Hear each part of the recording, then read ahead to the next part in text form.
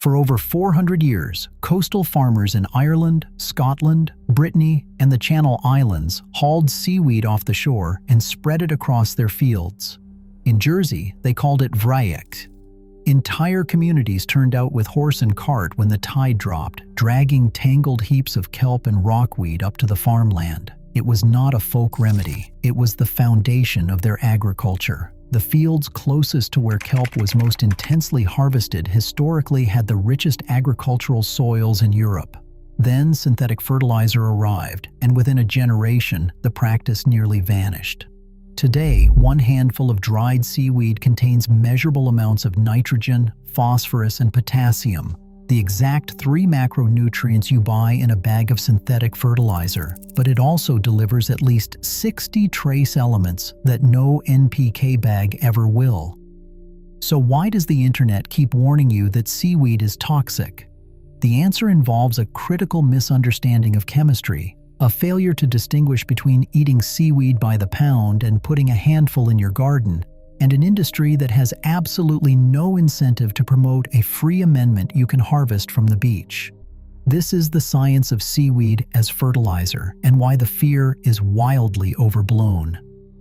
Brown seaweeds like kelp, rockweed, bladderwrack, and sugar kelp typically contain approximately 1 to 3% nitrogen, 0.1% to 0.5% phosphorus, and 2 to 6% potassium on a dry weight basis. Potassium is especially concentrated, sometimes rivaling or exceeding many commercial potassium fertilizers per unit weight. However, the overall NPK ratio is lower than what you see printed on a bag of 10-10-10. But that is actually the advantage. Seaweed delivers nutrients in a slow-release organic form. There is no salt burn, no chemical runoff, no dead zones forming downstream in rivers and estuaries because half the nitrogen washed away with the first rain. It feeds the soil the way nature intended, gradually and sustainably, rather than dumping a chemical payload that leaches into the water table before your plants even finish using it. But the real power of seaweed is not the nitrogen, phosphorus, and potassium. It is everything else. Seaweed contains calcium, magnesium, sulfur, iron, manganese, copper, zinc, boron, molybdenum, and selenium. Studies on brown seaweeds from Sweden, New Zealand, and Australia confirm a remarkably broad mineral profile that reads like the periodic table of plant nutrition. Many garden soils are micronutrient depleted because decades of NPK-only fertilizing ignores the trace elements that plants need in small but critical amounts. A zinc deficiency, a boron deficiency, and suddenly your tomatoes crack, your brassicas develop hollow stems, and your fruit trees set poorly despite plenty of nitrogen in the ground. Seaweed is one of the few single amendments that addresses this deficiency in one application. You would need half a dozen separate supplements to match what one handful of kelp meal provides. And then there are the compounds that no synthetic fertilizer can replicate at any price. Alginic acid, laminarin, fucoidan, and mannitol are unique polysaccharides and sugar alcohols found exclusively in marine algae, not in any land plant. Alginic acid acts as a soil conditioner. It swells and holds water, improving moisture retention in sandy soils by up to 10 times its own weight. It also binds soil particles together, improving structure in heavy clay. Laminarin and fucoidan feed beneficial soil microbes, boosting populations of mycorrhizal fungi, nitrogen-fixing bacteria, and the entire web of organisms that form the foundation of living soil. A 2018 study using deep amplicon sequencing showed that even short-term application of seaweed fertilizer strongly influenced bacterial diversity, shifting the microbial community toward more beneficial species. And here is a detail that matters. Mannitol, unlike high-carbon amendments like sawdust or wood chips, does not immobilize soil nitrogen. The seaweed feeds the microbes without starving your plants. This is the fundamental difference. Synthetic fertilizer feeds the plant directly. Seaweed feeds the soil ecosystem, which then feeds the plant sustainably, year after year, building fertility instead of depleting it. There is another layer most people never hear about. Seaweed extracts, especially from Ascophyllum nodosum, contain actual plant growth hormones, including auxins, cytokinins, and gibberellins. These are not marketing claims printed on a bottle. They have been positively identified and quantified in peer-reviewed research. Even tiny concentrations of these hormones stimulate root growth, increase nutrient uptake, improve fruit set, and boost overall plant vigor. A 2024 study showed the growth-promoting effect involves salicylic acid, auxin, and cytokinin signaling pathways working together in concert. This is why seaweed is classified as a biostimulant, not just a fertilizer. It makes plants grow better even at concentrations far too low to explain by nutrition alone. Peer-reviewed studies document that seaweed-treated plants show improved resistance to fungal diseases, insect pests, drought stress, cold stress, and salinity stress. A 2023 study showed seaweed fertilizer significantly improved drought tolerance in tomato seedlings. Sugarcane treated with seaweed extract showed enhanced root architecture under drought conditions. These are effects that no synthetic fertilizer provides.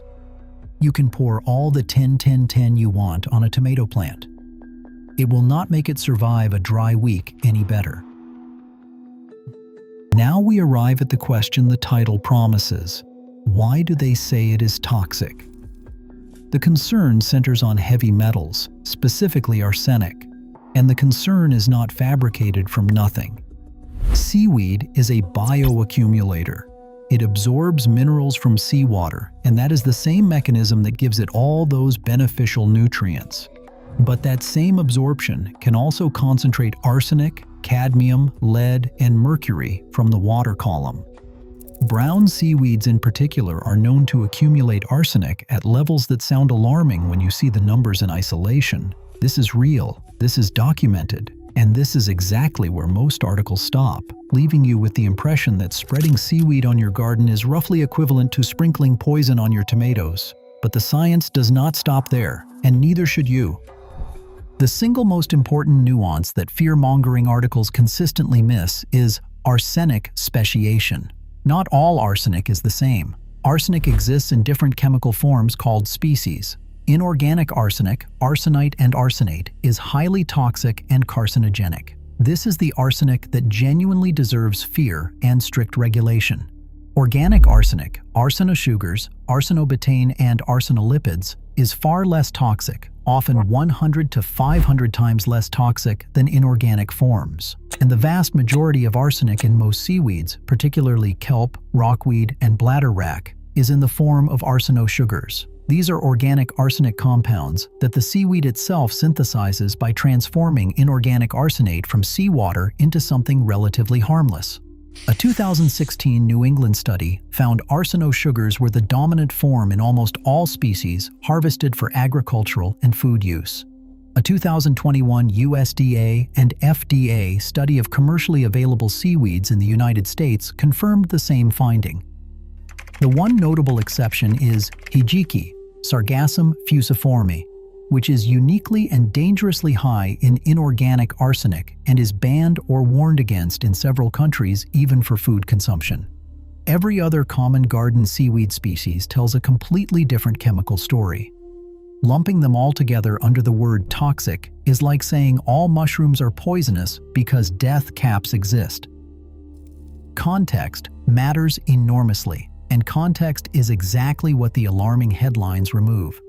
When you use seaweed as a garden fertilizer, a handful mixed into soil, a dilute foliar spray, or kelp meal applied at 1 to 2 pounds per 100 square feet, the actual arsenic load entering your soil is extremely small compared to the background arsenic already present in most soils naturally. A key 2003 study by Castlehouse and colleagues showed that arsenosugars from seaweed are biotransformed in soil by microbes. They do not simply persist and accumulate forever. The soil ecosystem processes them and breaks them down. A 2014 study on a golf course fertilized with Ascophyllum nodosum seaweed for years found that while arsenic was slightly elevated in the topsoil, the risk to human health was assessed as low. Now compare this to phosphate fertilizers, which naturally contain cadmium and uranium that nobody mentions on the label. Compare it to pressure-treated lumber leaching chromated copper arsenate into the soil around every raised bed built before 2004. Compare it to some municipal composts that gardeners spread liberally without a second thought. The heavy metal story is not unique to seaweed. It is simply louder because seaweed makes a better headline and generates more clicks. Most of the genuinely alarming studies about arsenic in seaweed focus on edible seaweed eaten in substantial quantities, daily over years, especially in populations that eat seaweed regularly in Korea, Japan, and China. The concern is cumulative dietary exposure from eating it consistently.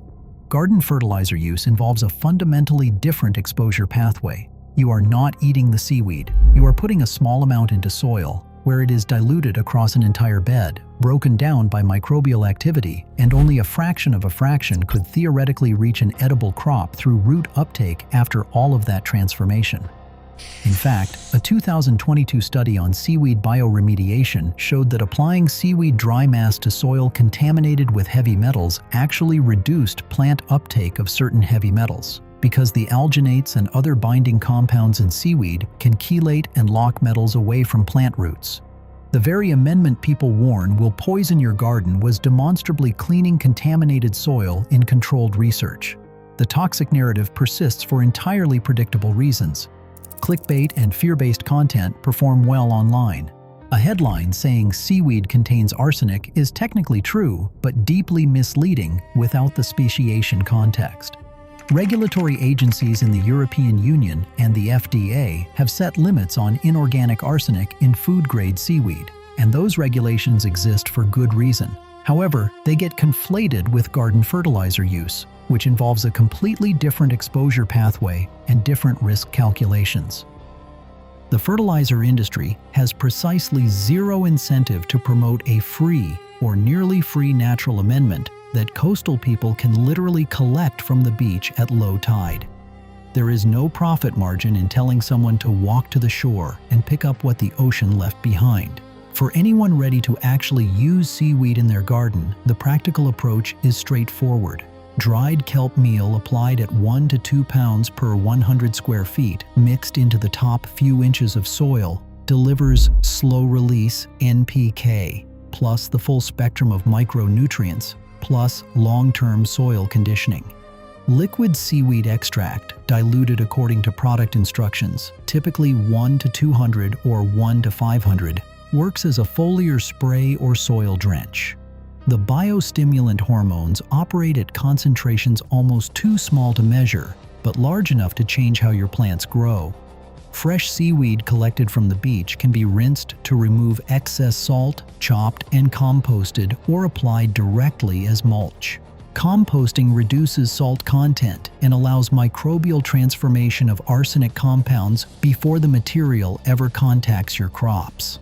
The species to use with complete confidence are Ascophyllum nodosum, Fucus vesiculosus, Laminaria digitata, and Saccharina latissima. These are the species most commercial seaweed fertilizers are made from. The one species to avoid entirely is hijiki. Cultivated seaweed tends to have lower heavy metal content than wild harvested seaweed from polluted coastal areas, so source matters if you are buying rather than gathering. Before the Haber-Bosch process gave the world synthetic nitrogen in 1913, coastal farmers around the globe relied on seaweed as their primary soil amendment. It built some of the most productive agricultural land in European history. Modern science has now confirmed what those farmers knew from 4 centuries of empirical observation. Seaweed does not just feed plants, it builds soil health. It boosts microbial life. It improves water retention. It enhances disease and drought resistance. It delivers a mineral profile so complete that no single synthetic product comes close. The toxicity concern is real in a narrow technical sense, but massively overstated for garden fertilizer use. It is the difference between worrying about the caffeine in your morning coffee versus drinking 50 cups a day. One is a reasonable part of life. The other is a scenario no serious person would recommend. Seaweed is not just a fertilizer, it is a soil builder, a biostimulant, a stress protector, and a microbial feast, all in one handful. The arsenic at garden application rates is a rounding error in the peer-reviewed literature. The real question is not whether seaweed is safe to use in your garden. The real question is why we ever stopped using it.